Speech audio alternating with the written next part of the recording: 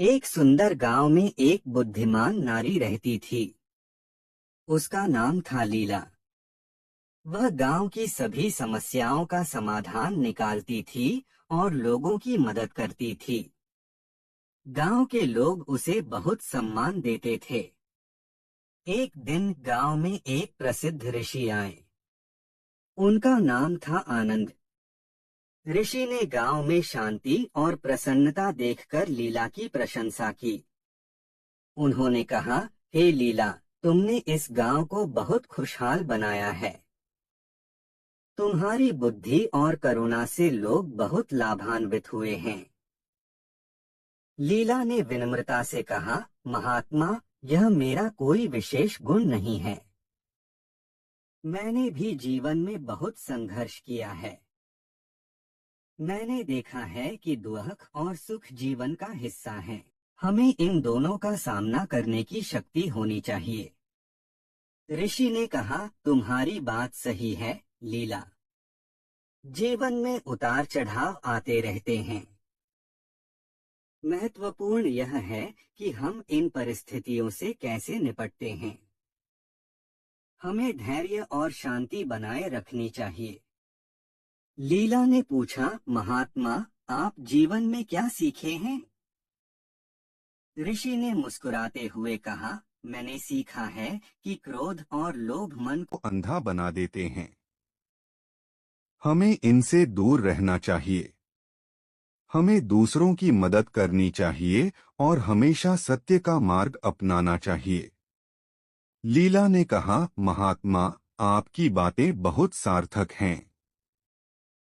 मैं इन बातों को हमेशा याद रखूंगी। ऋषि ने कहा, लीला, याद रखो, ज्ञान केवल किताबों में नहीं मिलता है।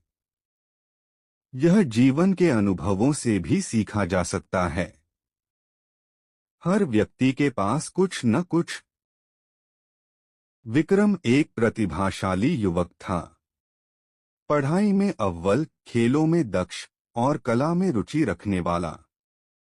लेकिन जीवन ने उसके साथ एक ऐसा खेल खेला कि वह धीरे धीरे खुद को ही भूलने लगा। सब कुछ एक दिन में ही बदल गया। एक सड़क दुर्घटना ने उसके माता पिता को छीन लिया।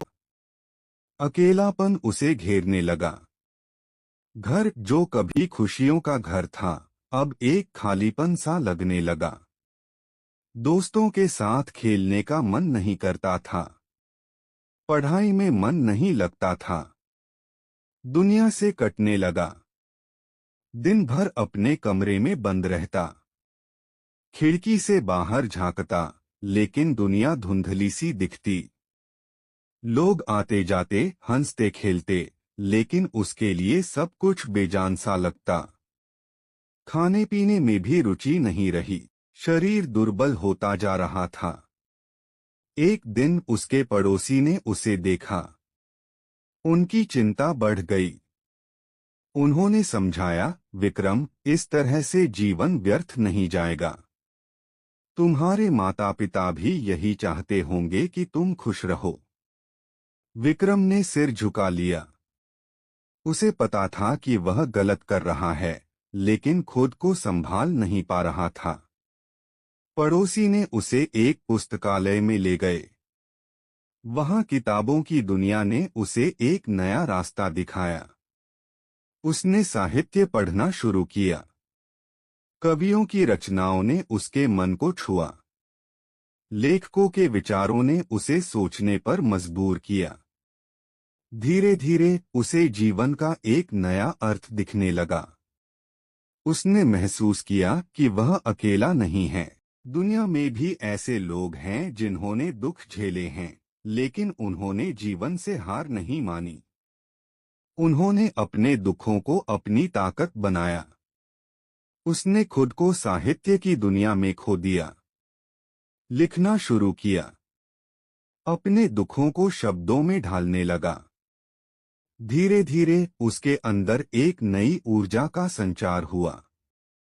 उसने सोचा, मेरे माता पिता चाहते होंगे कि मैं कुछ करूं। मैं अपने जीवन को सार्थक बनाऊं। उसने एक साहित्यिक संस्था बनाई। युवाओं को लेखन के लिए प्रोत्साहित किया, उनकी प्रतिभा को निखारा। धीरे धीरे वह फिर से उसी विक्रम बन गया जो कभी हुआ करता था, खुश, संतुष्ट और जीवन से जुड़ा हुआ। उसने महसूस किया कि दुख ने उसे तोड़ा नहीं बल्कि मजबूत बनाया। एक युवक सबको धोखा देने लगा, पत्नी समझाती है। एक कहानी जो हर किसी